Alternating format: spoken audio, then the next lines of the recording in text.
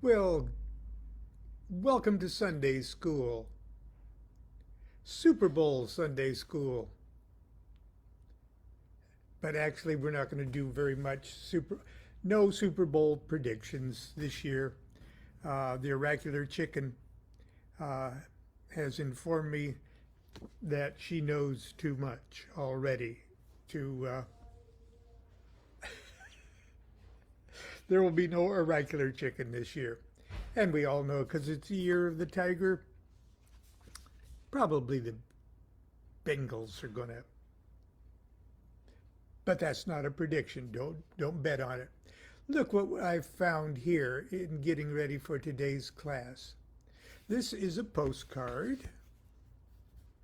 Okay, it's a postcard, and on one side of it is the list of books published by, at the time, Thelema Publications, and this is Helen Parsons Smith. And this is the 1981 list of books, works of Aleister Crowley, Amrita, Book of the Law, King Cow King, in several editions, Soul of the Desert, King Cow King, and the Tao Te King, or the Tao Te Ching. And I was using it as a bookmark, but it was a postcard sent to me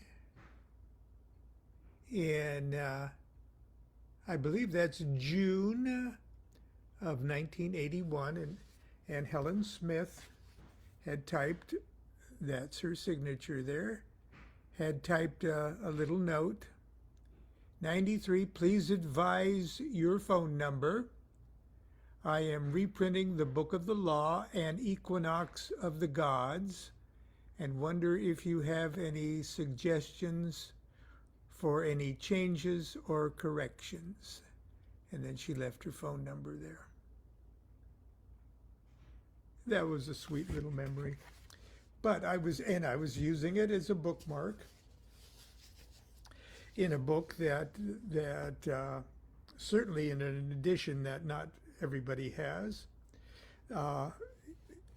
This is her edition of the Tao Te King, and that is a leather strip, a beautiful leather strip. I'm sure there's a publishing name for that. This is raw silk cover. Look at the texture of that. Isn't that absolutely gorgeous? And look at the end pages, front and back. And it's the Tao Te King, or the Tao Te Ching, and it's Crowley's translation. Now, actually, Crowley wrote this as volume number 8, number 8 of volume 3 of the Equinox. Now, Equinox volume 1 is those 10 numbered books that many of us are familiar with, that were published over a 5-year period. And then there was a 5-year break in Crowley publishing an Equinox. And so 5 years later, so this was probably in the 20s or mid-20s by then, Crowley published the numbers for Equinox Volume 3. Number 2 supposedly was the 5 years of silence. So officially, at least Crowley said there was no Volume 2 of the Equinox, but starting with Volume 3, he printed the Equinox of the Gods, what we call the Blue Equinox, now the Book of Thoth, the AA curriculum, and other things. This is Volume 3, Number 8, The Tao Te King. A new translation by Ko Yoon. Now, you got to remember that Eastern literature in the West was a pretty esoteric thing. There wasn't a bookshelf or a bookstore filled with translations of the I Ching and the Tao Te Ching and the King Kao King, and there just wasn't a lot in English when Crowley started to study this stuff. Even his I Ching and his Tao Te Ching was translated by Legg, L-E-G-G, and part of, I believe, an Oxford series of books on the wisdom of the Far East. And that was just about it. That's all they had to go on. Crowley's I Ching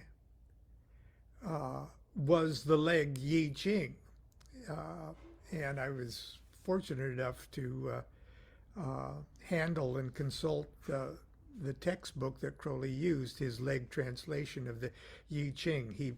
He did an oil painting on the front and back cover of it, but the inside, the text itself was filled with Crowley's marginal notes saying what bullshit this was and how Legg completely screwed up this part of the, he called him wooden leg and said, not so, not so. It's funny, actually. So when Crowley was doing his translation of the I Ching, the only thing he had to really go off of was the unsatisfactory Legg translation. Same thing with Egyptian stuff. All they had to go on was budge. Okay, so we have to remember when Crowley writes about writing this stuff, he's still on the super cutting edge of things, and that many of us today who have just been casually interested in this stuff for a number of years already are armed with far more information than was at Crowley's fingertips at the time. So Crowley was doing the best he could with what he had.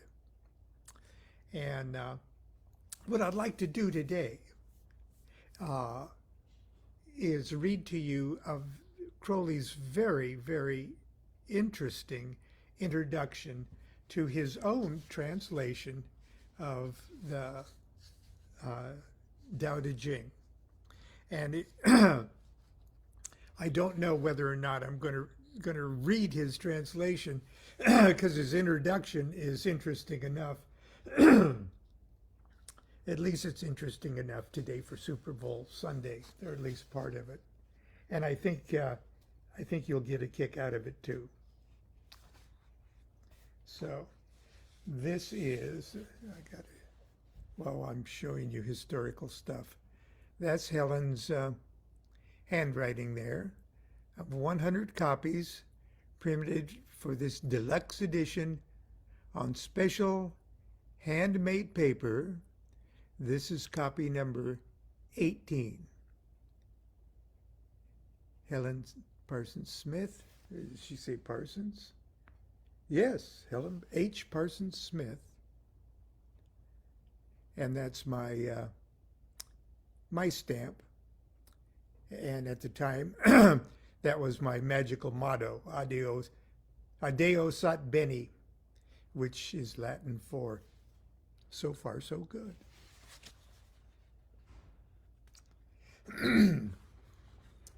This was published in 1975 and 76.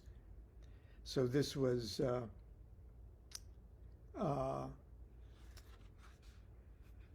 this particular edition came out the year after I joined the OTO. The preface has a little epigram quoted from the King Cow King, which we read just a week or so ago. The true, the abiding Tao, who understandeth it hath. Who hath the Tao is here and now, in silence of the path.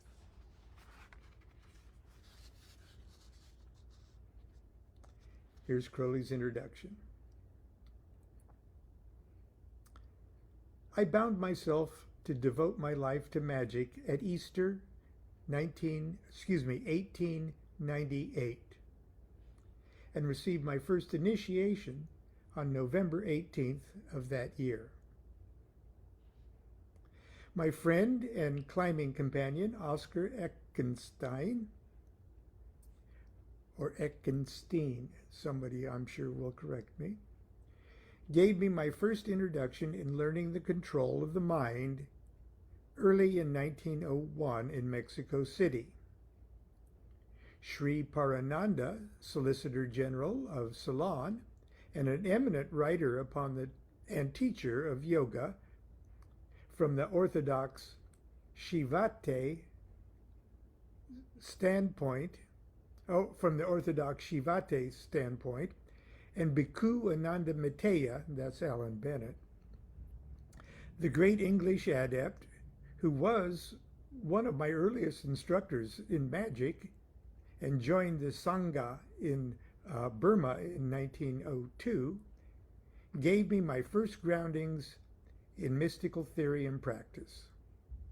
I spent some months of 1901 in Kandy, Ceylon, with the latter, until success crowned my work. I also studied all varieties of Asiatic philosophy, especially with regard to the practical question of spiritual development, the Sufi doctrines, the Upanishads, the Shankaya Vedanta, the Bhagavad Gita, the Purana, the Dhammapada, and many other classics, together with numerous writings on the Tantra and Yoga of such men as Patanjali, Vivekananda, etc. Now that sounds like a lot, okay, and it was a lot for that day, but it was pretty much everything that was available for him at the time. Not a few of these teachings are as yet wholly unknown to scholars. I made the scope of my studies as comprehensive as possible, omitting no school of thought, however unimportant or repugnant. I made a critical examination of all these teachers in the light of my practical experience. The physiological and psychological uniformity of mankind guaranteed that the diversity of expression concealed a unity of significance. This discovery, furthermore, was confirmed by reference to Jewish, Greek, and Celtic traditions. One quintessential truth was common to all cults, from the Hebrides to the Yellow Sea, and even the main branches proved essentially identical. It was only the foliage that exhibited incompatibility. So in other words, everybody's saying the same thing. It's just the foliage that is different. But I digress. When I walked across China in 1905 and 6, I was fully armed and accoutred by the above qualifications to attack the till then insolvable problem of Chinese conception of religious truth. Practical studies of psychology of such Mongolians as I had met in my travels had already suggested to me that their eccentric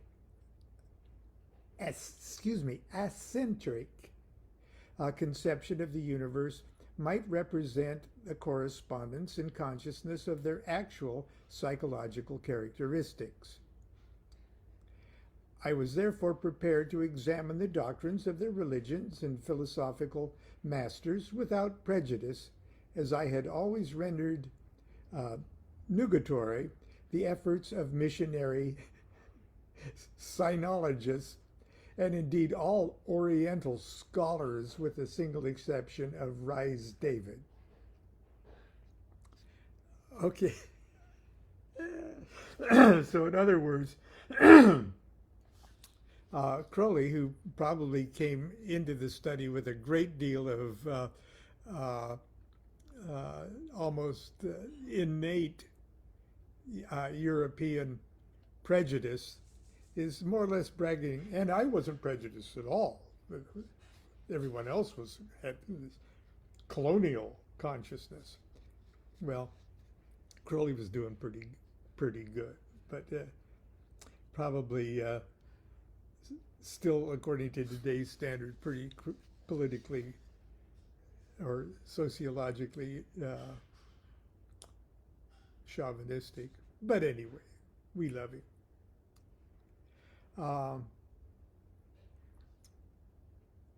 Until his time, translators had until his time, it says, okay, that's talking about Rhys Davids,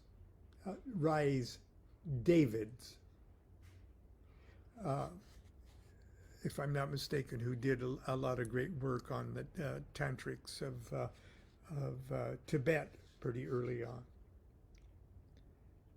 But I might be mistaken, so.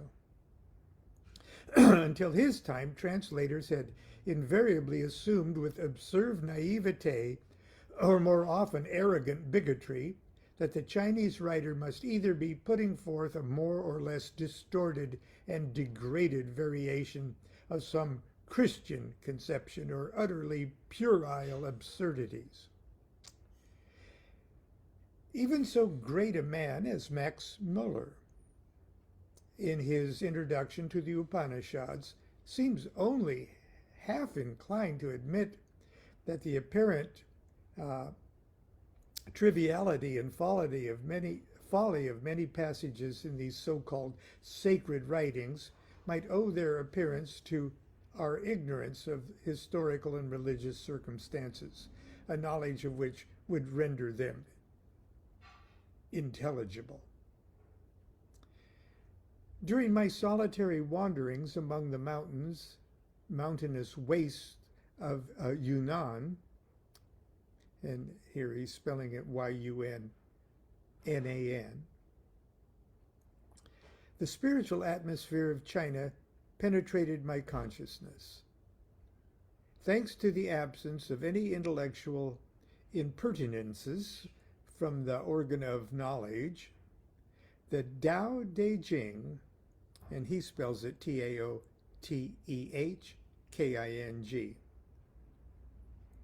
but for years I've been pronouncing it Tao Te Ching, and forgive me if that's wrong.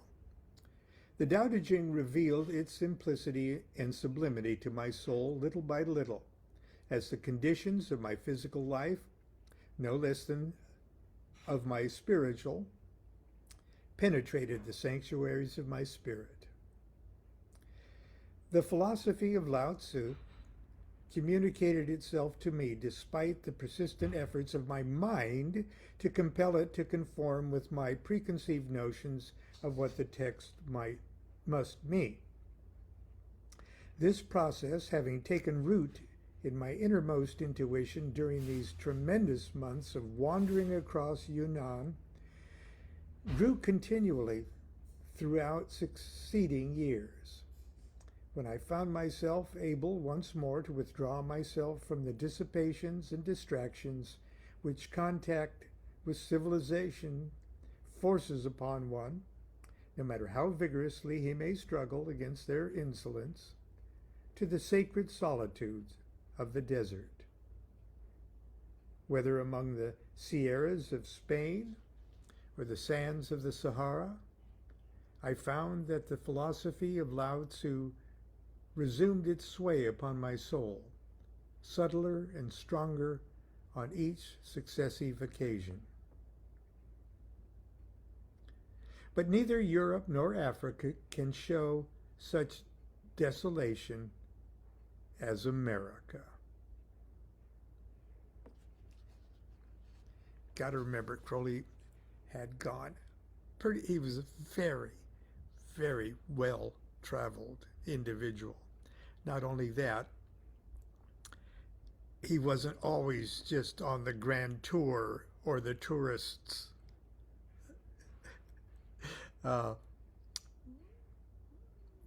tourist boat or tourist.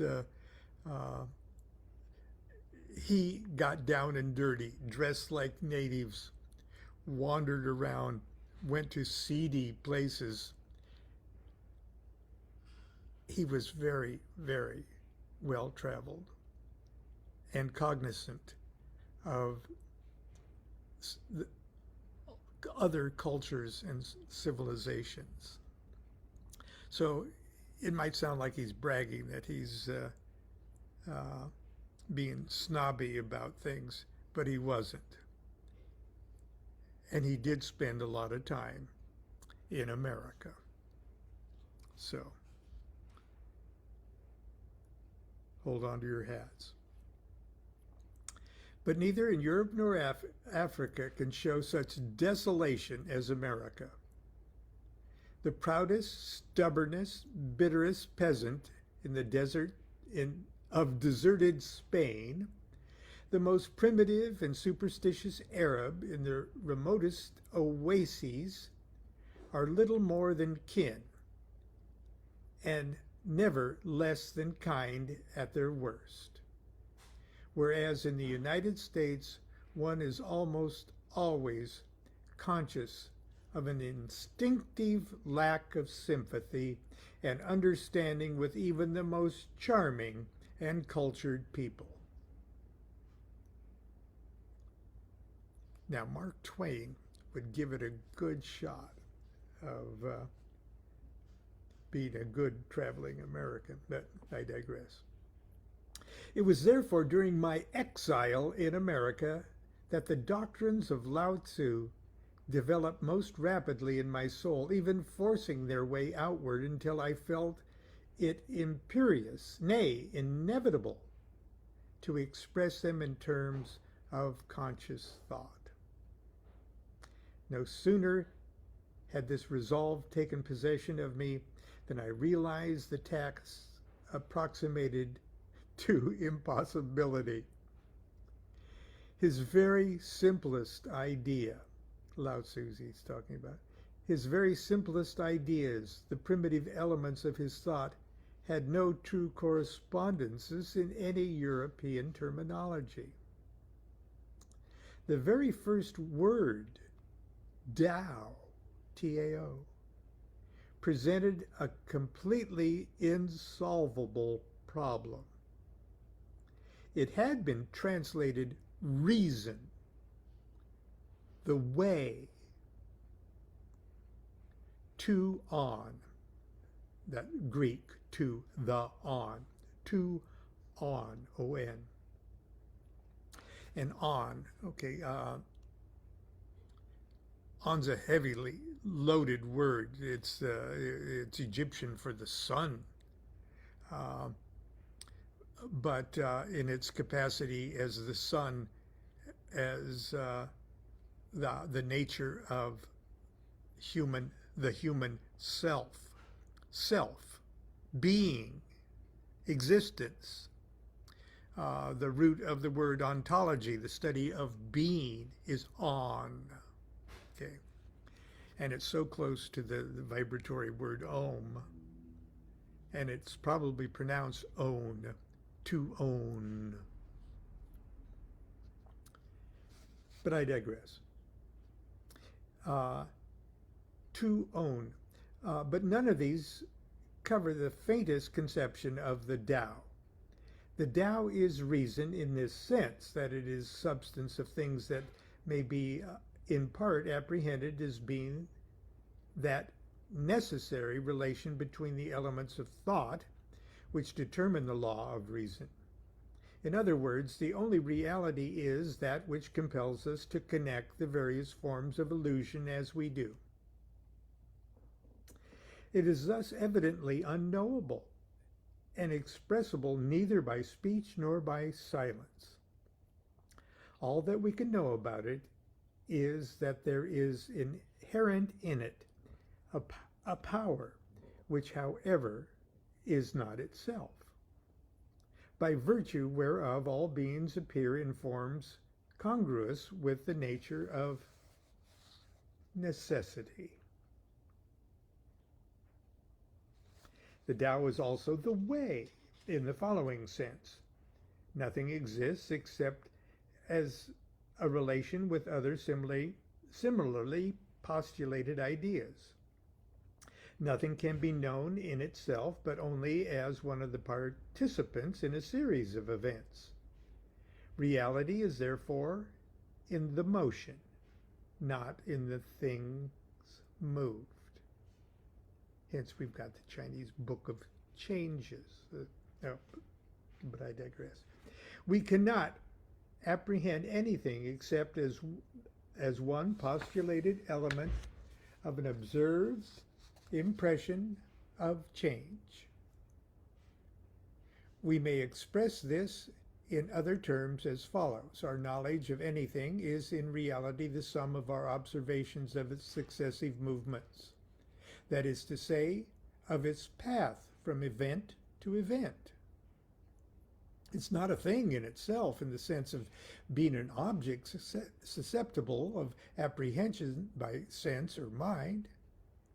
It's not the cause of anything, but a category of understanding all existence or event, and therefore true and real as they are illusory, being merely landmarks invented for convenience in describing our experiences. The Tao possesses no such power to cause anything to exist or to take place.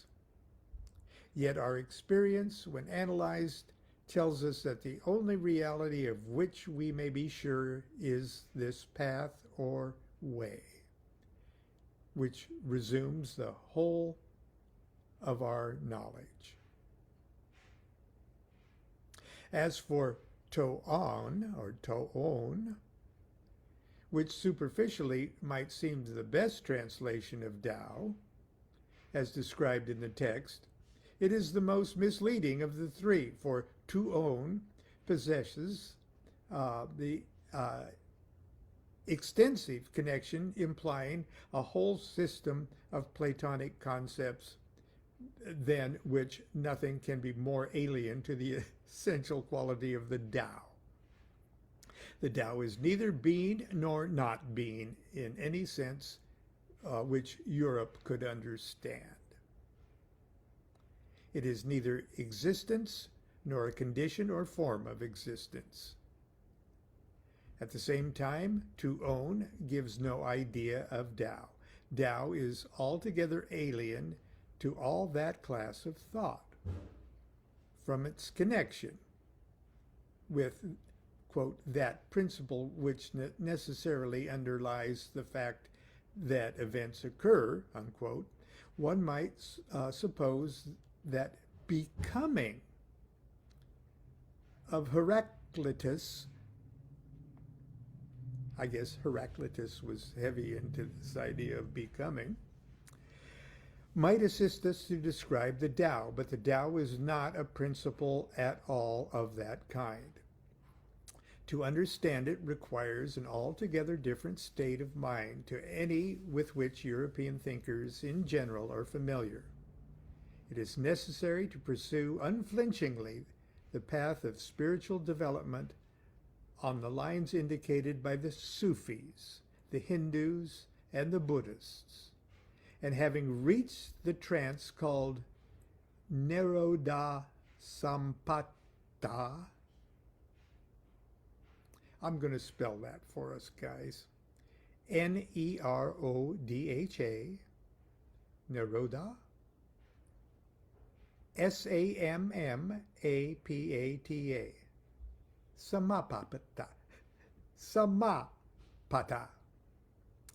And having reached the trance called nirodha samapata, in which are destroyed all forms soever of consciousness, there appears in that abyss of annihilation the germ of an entirely new type of idea, whose principal characteristic is this: that the entire concatenation of one's previous experiences and conceptions could not have happened at all, save by virtue of this indescribable necessity.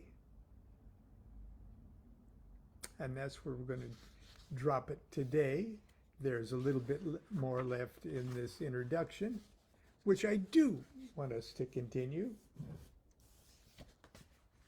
And in the meantime, I'm sure that you can find, even online, Crowley's translation of the Tao Te Ching, or as he spells it, the Tao Te King. And you can find it on the internet. I think it's been published in paperback form.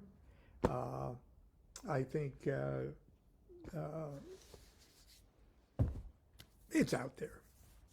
If not, I'll figure out a way to get you a link to it.